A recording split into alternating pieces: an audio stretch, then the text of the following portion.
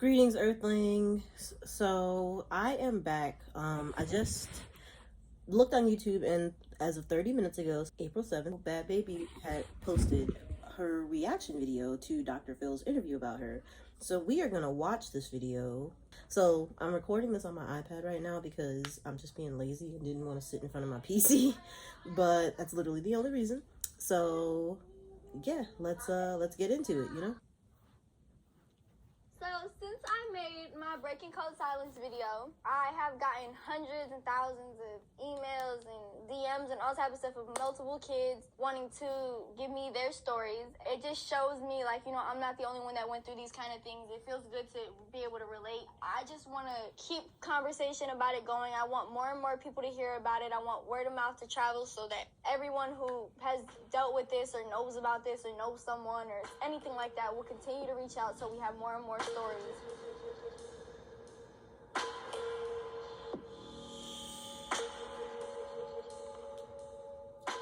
Dr. Phil was questioned in an interview about the video, and he responded. So, Phil, I'm reading the New York Post this weekend. I open up this story about a teen rapper named Bhad Bhabie. Bhad Bhabie. So first of all, she goes on there calling me by the wrong name. Bitch, your kids probably listen to me. Your kids probably know who I am. Your husband probably knows who I am.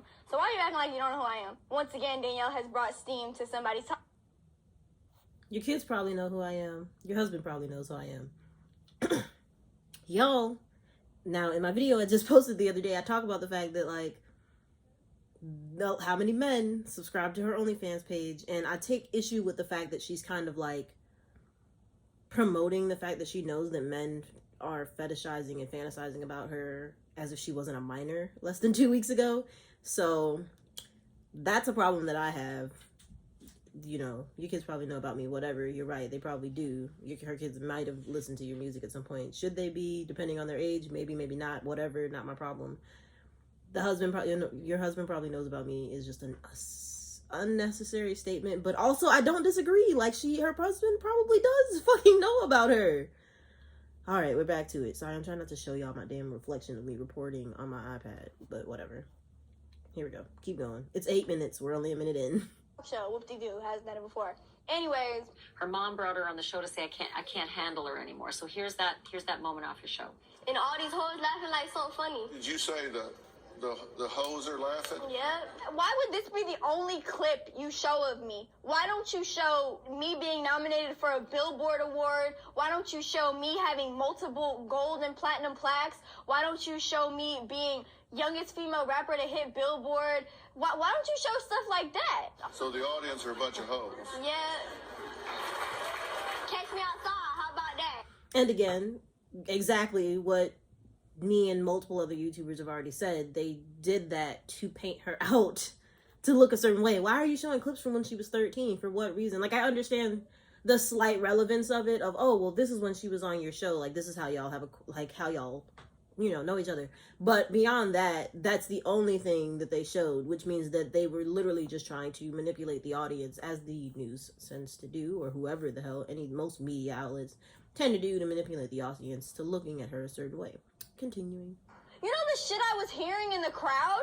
So for you to tell me I can't say something back to people who are saying something to me? Second of all, the fucking lady who runs the show said to me, oh, when you get up there, do whatever you feel like will make a good show. Kick, scream, punch. What else is there but some tough love? Tough love at a fucking ranch? To me, I think tough love is like telling your kid no when they want something because you know it's better for them even if you know they really want it. Or not letting them do something that may be bad for them even though you know that they want to do it. Or telling them about themselves. That's tough love. Malnourishing, humiliating, screaming at, sleep depriving. That's not fucking tough love. She says that the place that she was recommended to go was abusive to her, wouldn't let her sleep. That's all I said was that they wouldn't let me sleep. I think what also, like, I didn't notice this the first time, but the entire time that Dr. Phil is in this interview, like, I want to show y'all, he is smirking. Like, I didn't notice it until now, but he dead ass has a smirk, like a very identifiable smirk on his face. So look at this. Sleep depriving. That's not fucking tough love. She says that the place that she was recommended to go was abusive to her, wouldn't let her sleep. That's all I said was that they wouldn't let me sleep.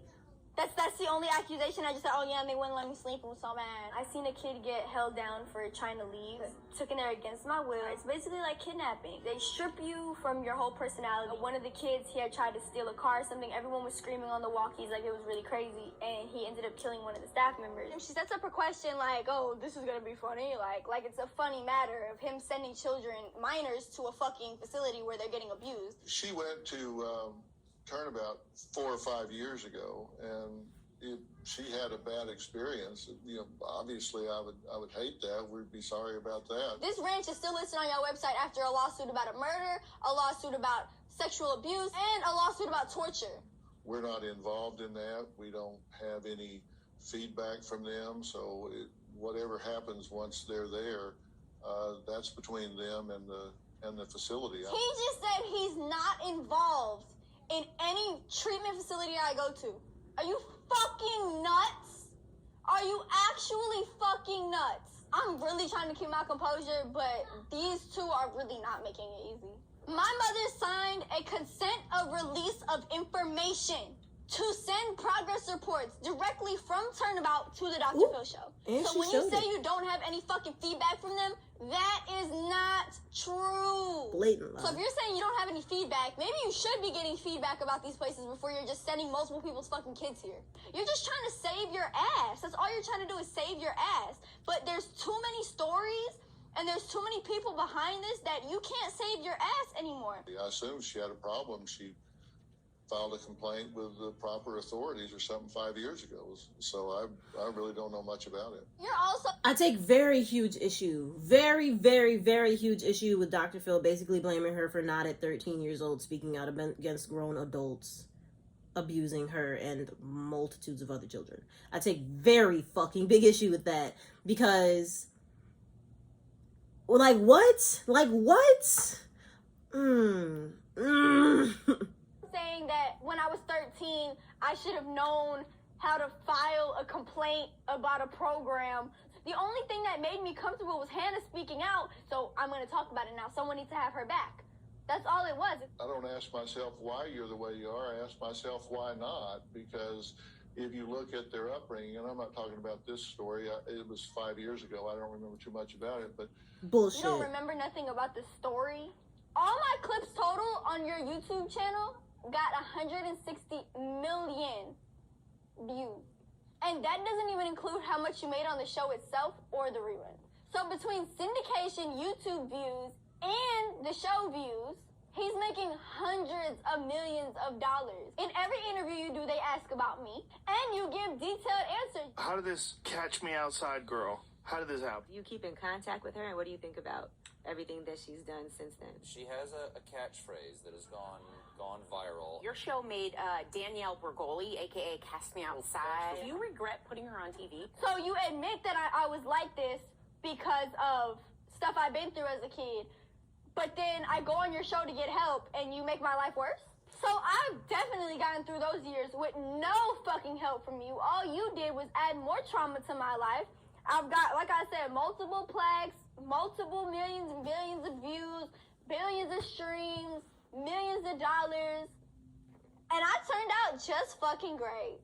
It's such a great ranch, right? Turnabout Ranch, which is a very serious, responsible place for kids to go. Torture, murder, almost 2 murders, sexual assault.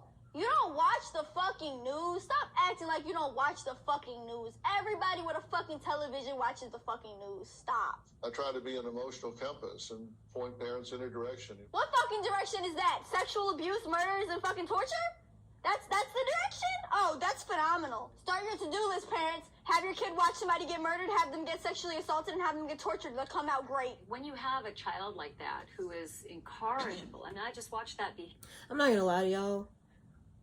So, one of my friends brought it to my attention, that, like, it was mentioned, like, notice how they kind of, like, give a different, because of the fact, and I do understand why this is done. So we keep talking about the fact that everybody is painting Bhad Bhabie out, to still be the person that she was at 13 years old, and they make it a point to show, the type of things that she did on the show. And this is the thing about that. Like she said, she was encouraged by people on the show to respond a certain way and to treat things a certain way to give a good show.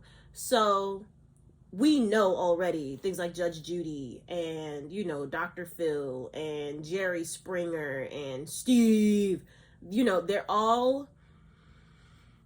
played up, you know. Maury is played up, like, you know, none of it is really like necessarily completely real as far as like once you get on stage. But so you see that they show these clips to paint her out to look like a bad person, you know. And I'm not speaking on her character as a whole, like that's not what I'm here for. However, I also noticed when my friends brought it to my attention that, like, in the first video, we see her with very minimal makeup. You know, she's got her lashes done. She's got, I think they said it was supposed to be her natural hair, like the big, you know, red curly stuff that she had on her hair, done to her hair. And in this particular video, she looks to be completely without makeup. She's got her hair in a ponytail. She's dressed kind of like, you know, casual.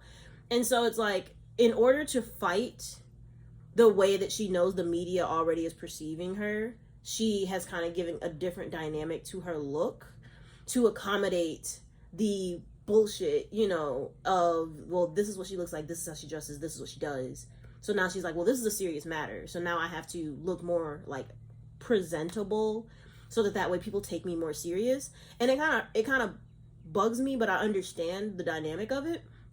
But also, like, watching this video right now, like seeing how visibly upset she is, like seeing how visibly this situation is upsetting her and angering her and hurting her, it kind of makes me, there's no kind of to it, it makes me feel really fucking bad, because we've gone all this time with, oh, Bhad Bhabie, Danielle Bregoli, you know, nobody really speaks too highly of her and this and that, and clearly there's things to go with that. Like there's a reason for this in most cases, that people act like this, you know. So to see someone directly, specifically her, speaking out about the trauma that she has dealt with and how it is affecting her now, and how she only feels comfortable speaking out, like most victims, she only feels comfortable speaking out because of another victim speaking out. And then to be told, oh, well, you should have said something at 13. First of all, it is highly fucking irresponsible for somebody like Dr. Phil to be telling someone that at 13 years old they should have been addressing an abusive camp and the adults on it, and have expected anything to come out of it.